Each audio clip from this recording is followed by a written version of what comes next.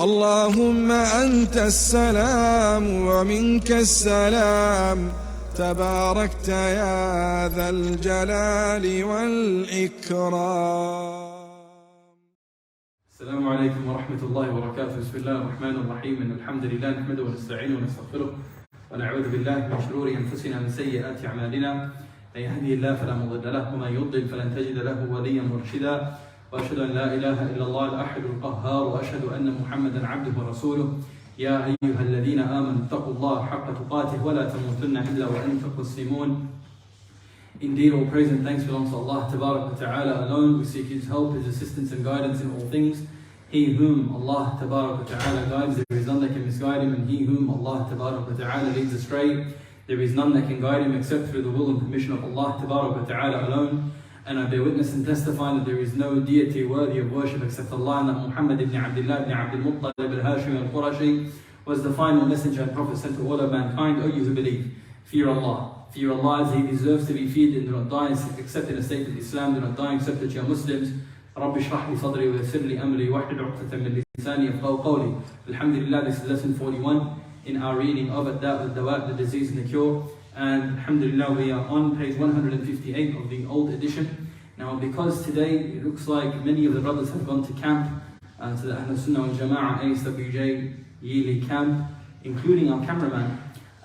So today's lesson is just going to be a shorter one. We were supposed to take two punishments of sins, the effects of sins, but it looks like we just have to take one today, just so that the recordings can be uniform online as well, with the brothers and sisters who are watching all around, wherever they're watching from. So Ibn Qayyim rahimahullah says, from the punishments of sin is the withdrawal of shyness, which is the essence of life of the heart and the origin of all good. Its absence is an absence of all good. Imam al-Bukhari rahimahullah collected a narration wherein the Prophet sallallahu alaihi wasallam said, all of shyness is good. He also is the subsection of the effect of sins, with shyness being removed from one's heart.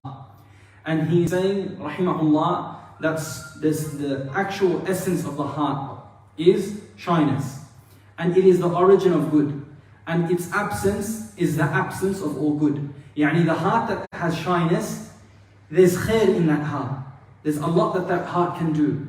Because that is what pushes someone to go and do the ta'ah of Allah subhanahu wa ta'ala and abstain from that which is haram. The one who doesn't have shyness, however, will do as he wants. He doesn't feel shy from Allah subhanahu wa ta'ala and doesn't have any shyness from the people. So the one who prays, because he doesn't want Allah subhanahu wa ta'ala to be upset with him, he doesn't want Allah subhanahu wa ta'ala to be angry with him, he doesn't want Allah subhanahu wa ta'ala to punish him, this person is doing this action out of being shy from Allah subhanahu wa ta'ala. He doesn't want Allah subhanahu wa ta'ala to see him in that way. So over here, this person is upon khair. However, the one who doesn't care, he does whatever he wants. He doesn't care if he wakes up for Fajr or not. He doesn't care if he does any of the sins, whether it's between the people or between him and Allah. If he doesn't have this shyness, then it will lead him to do sin, because there's nothing stopping him. The least martaba that you can have, the least level that you can have, is a bit of shyness, right? And if you don't have that shyness between you and Allah, then sometimes some people have shyness between the people. So for instance, someone's in the bookstore there, right? The adhan is called out, the iqamah is made. Now someone is going to be like, bro, these guys are going to look at me and they're going to feel like, who's this person in the bookstore? Why aren't I praying? So maybe, perhaps, insha'Allah, I've heard stories, but insha'Allah, he'll come and pray with the jama'ah. Maybe he hasn't prayed all day, but accept that prayer, because he has some sort of shyness from the people. This is better than the one that doesn't have any shyness at all, who says, to hell with everyone. I don't care if they see me pray or they don't see me pray, who cares? Do you get what I'm saying? So over here, the Prophet ﷺ has mentioned in a hadith that's authentic that all of shyness is good. All shyness is good. There isn't a type of shyness that is bad. If someone has shyness, this is a good trait. A good trait. And the other hadith that is mentioned is that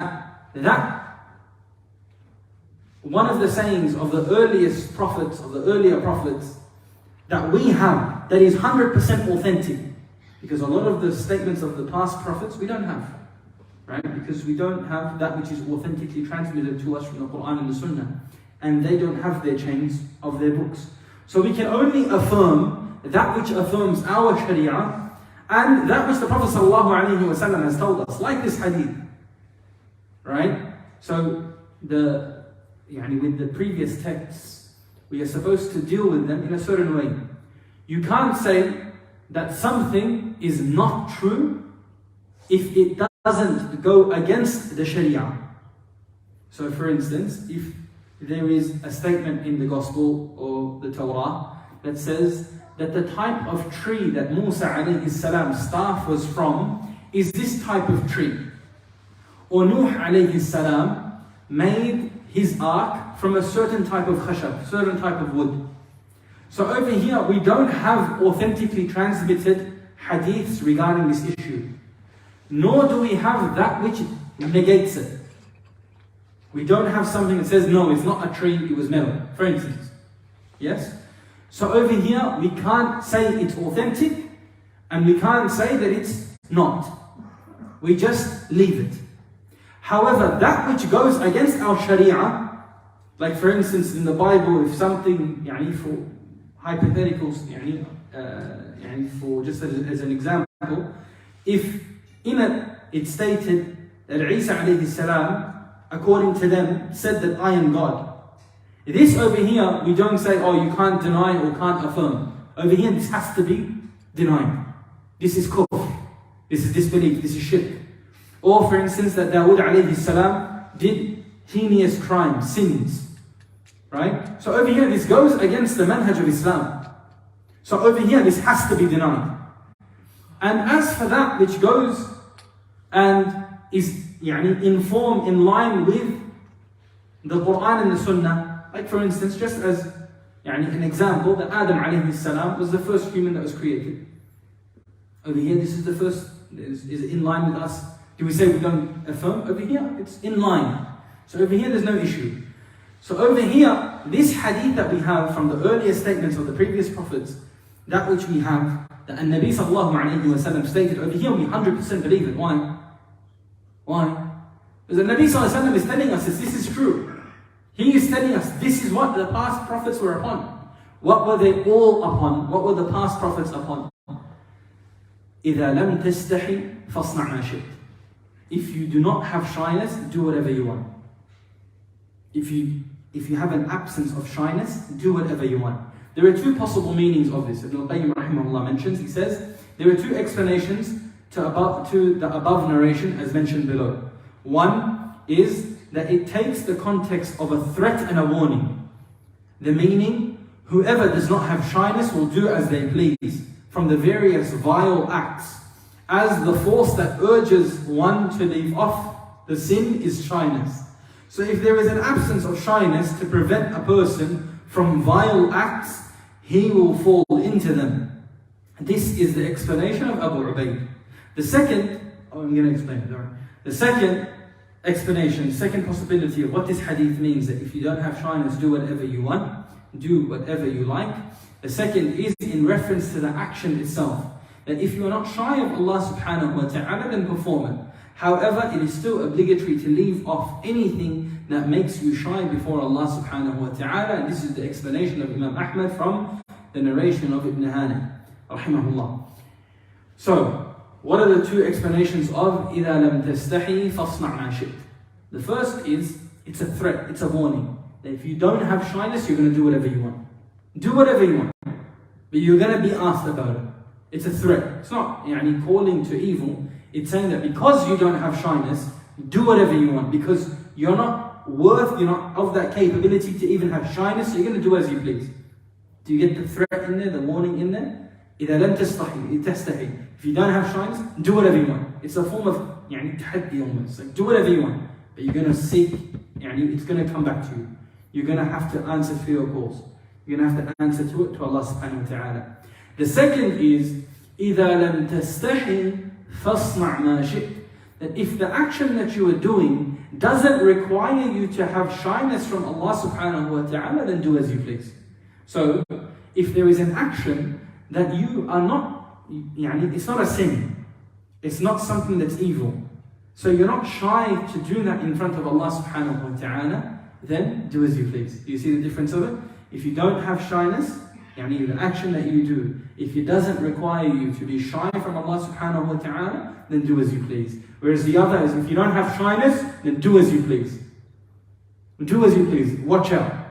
You're going to have to answer for it as well. Because you don't have shyness, you're going to do whatever you want. So do it. But you're going to have to answer to it. The difference is very subtle, subhanAllah, in the same hadith. Two totally different meanings. And he says, based on the first explanation, it is a threat similar to the statement of Allah subhanahu wa ta'ala, إِعْمَلُوا مَا شِئْتُمْ, do as you please. Do as you please. And this was to those who denied the ayat of Allah subhanahu wa ta'ala. As a form of a threat, Allah isn't calling to you to do sin. He's saying that if you're going to deny my signs, if you're going to deny me, then you're going to do as you please. Do whatever you want. Go, do whatever you want. But you are responsible for yourself. And you are responsible for the consequences. And based on the second explanation, Ibn Qayyim says, it does not amount to a threat. There's no threat in it. If you're not shy from the action that you're doing, because it's not haram, then do it. No problems. No problems. It's not a threat. So over here, he says, if it is asked, is there a way to answer, to understand it in harmony with both explanations? Can they both be mixed? Can they both mean the same thing? Can we put both of those meanings together? He says, I say no. Ibn Qayyim says no. They either have to mean one or the other. You can't have both meanings in the one. So he says, I say no, they cannot be combined due to their conflicting content. However, accepting one of them would constitute a consideration of the other. He's saying that they can't combine because they're two different meanings. Doesn't make sense. However, if you are going to take one or the other, then it means the other one is also true, inshallah. That if you don't have shyness, do whatever you want, right? And in that, you can also think that, okay, if I have shyness, then I have to do the right actions, right? It's considering the other meaning. So it doesn't have to negate each other. However, we say that it's one or the other. It's one or the other. Ibn al-Qayyim rahimahullah continues and says, the intended meaning here is that sins weaken a person's shyness, which may remove itself entirely. He may reach a depth wherein he no longer cares that the people know of his evil actions or see them. In fact, many of them inform others of their lowly condition and the evil that he perpetrates. His detachment from any shyness motivates him to do so. If a servant reaches this condition, there seldom remains any expectation for his rectification, as it has been said about such a situation, if Iblis sees his face, this person, he welcomes him. And he says, I have redeemed one who will not succeed. Ibn Qayyim rahimahullah is saying over here, that when a person, he continues to do sin, and this shyness is removed, it is possible that the shyness is removed completely. What does this look like? When shyness is completely removed from someone's heart, is that when he tells other people of his sin. That's the surah that he is saying of someone who has no shyness. He doesn't care if the people know. People sin in private, right? So it means they have some sort of shyness. They don't want people to see them as being evil. They don't want people to see them as lowly. They don't want people to see them as being going against Allah subhanahu wa ta'ala. They do that in their private lives. But he's saying, what's the epitome of losing all shyness? Is that when you start talking to other people and informing them of your sin, and you don't care that they see you upon it. Shaykh Abdul Razak bin Abdul Muhsin Abbad, he says something that's very important. He says, Ibn al-Qayyim rahimahullah is talking about a time where someone would do a sin and he would go up to his friends, 1, 2, 3, 10 people, 15 people, he goes up to them and he tells them word of mouth that I did such and such. I did such and such. I did this sin, that sin. Right? That was the time that Ibn al-Qayyim rahimahullah is talking about. However, The time that we in is so degraded that you show people your sin. You take a picture of yourself and a video of yourself and you post it up or you show it to your friends. He says, never in a time in history have people degraded themselves into this level, where they can show you them doing the sin. I'm rolling up my sticks because it's wet on this table, so please forgive me. Allah understand. So he says that never has a time come previously where people you can show them your sin. You can show them the sin. Now people are streaming it live. People are doing everything online. People are posting the videos. People are posting the pictures of them engaging in the sin itself. He says, never in a time in history has this happened like today. We ask Allah subhanahu wa ta'ala for His protection. Then shaitan welcomes this type of person. Ibn Qayyim says that shaitan welcomes this person. He says that now this person is from me, from my army. Someone who's never going to succeed, so I welcome him. I welcome him. He's part of the army of the shaitan now. Subhanallah. Now something that is important, he says that when someone reaches this level, where he starts talking about his sins and he starts bragging about his sins and he starts showing people their sins, when his shyness is completely removed, very rarely is it coming back. Very rarely does it being put back. That's something that's dangerous. Now it shows you that once you keep going, you're burning the inside of your soul. You're burning it constantly. And when you burn that shyness, Ibn Qayyim says very rarely, it's possible, but very rarely is that shyness going to be put back in your heart. We ask Allah subhanahu wa ta'ala for His protection. He says the word haya, is extracted from the word al-hayat, which means life. And al-ghayth, rainfall, is also known as haya, without the hamza at the end. He says, why is rain also called haya, which comes from the word hayat, life? He says, due to the life it brings. Rain, when it comes down, it brings life to the dead grass, to the that which feeds upon it, that which drinks it, that which, right? Because of the rainfall. So because of that, it's called haya, something that stems from this because of the life that it brings to the ground, the plants, the animals. Likewise, shyness is the route through which you gain life in this world and the next. And whoever does not have any shyness is dead in this life and wretched in the hereafter. There is a correlation from angles between sins, a lack of shyness and a lack of condemnation for evil. That line there is Tabarak ar-Rahman. He says when you look at sins, they have two similar characteristics, all sins. The first is what? A lack of shyness.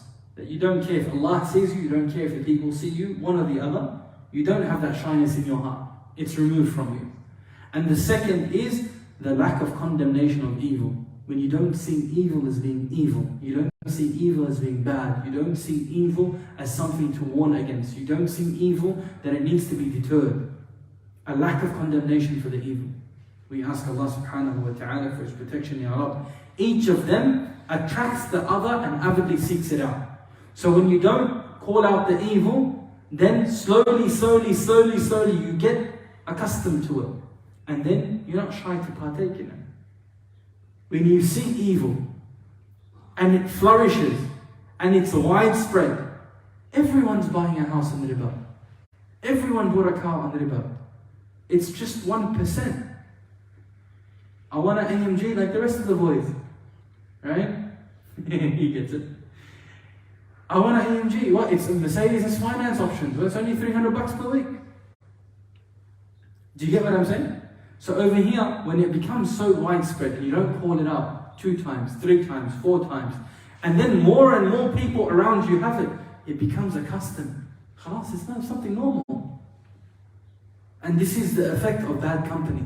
We ask Allah subhanahu wa ta'ala. So each one, when you don't have this, it attracts the other.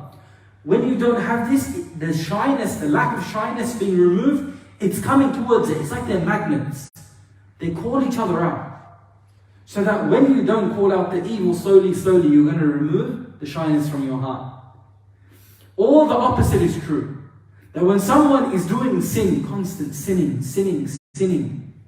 and then the shyness is removed from his heart, then once the shyness is removed from his heart, if he sees other evil, he doesn't care about it. There's no condemnation of evil. Evil is okay then. It doesn't care if there's evil present or not. So they both have a relationship. The condemnation of evil, calling out evil, saying that it's evil, even if it's in your heart, right? At the bare minimum, when you have that hatred towards sin in your heart, that's the bare minimum. But if you don't have that, they call each other out. Then you're going to have a loss of shyness as well. We ask Allah subhanahu wa ta'ala for His protection. Then Ibn al-Qayyim rahimahullah continues, he says, whoever has a shyness that prevents him from enacting in the sin, Allah will be shy to punish him. Allah subhanahu wa ta'ala will be shy to punish him on the day the servant meets him. So you have shyness with Allah subhanahu wa ta'ala, you don't come, you try to, you don't want to do the sin. Perhaps you even took steps towards the sin. You planned something. But then last minute you had regret, remorse. And you said, I don't want Allah to see me in that way. You had that shyness of Allah. And Allah subhanahu wa ta'ala will be shy to punish you on the day of judgment. You had that shyness. So Allah will be shy to punish you. Subhanallah. These statements, wallahi, words of gold from Al-Qayyim rahimahullah. And he says that whoever is not ashamed of sinning, if you are not ashamed of sinning, Allah shall not be shy to establish His punishment on him. The opposite is true. If someone doesn't have this shyness with Allah subhanahu wa ta'ala, Allah subhanahu wa ta'ala will make an example of him. You wanted everyone to know what sin you're on, now you're going to find out that everyone knows what punishment you're going to get. You know that you wanted everyone to see, then you're going to face those punishments, the effects of those punishments, outside of the sitr of Allah subhanahu wa ta'ala. Outside of the protection and the covering of Allah subhanahu wa ta'ala. You expose yourselves, Allah subhanahu wa ta'ala will expose you. You ask Allah subhanahu wa ta'ala for His protection. I think on that, because this table is wet, because our cameraman didn't come, Allah understand, we'll call it off over here. The next lesson is going to be regarding Allah subhanahu wa ta'ala. And from the effect of sins is they weaken the veneration of the glory of Allah. The haiba of Allah subhanahu wa ta'ala is removed from one's heart. And then after that, inshallah, we're going to take that they cause Allah subhanahu wa ta'ala to abandon and forsake the servant. So relating to Allah subhanahu wa ta'ala, the effect of sins will be next week, inshallah. I believe the brothers are coming back on Monday, so hopefully we'll have the rest of the brothers here. Barakallahu feekum wa sallallahu ala nabiyyina Muhammad wa ala alihi wa sahbihi wa sallam. Jazakumullahu khairan. Assalamu alaikum wa rahmatullahi wa barakatuh.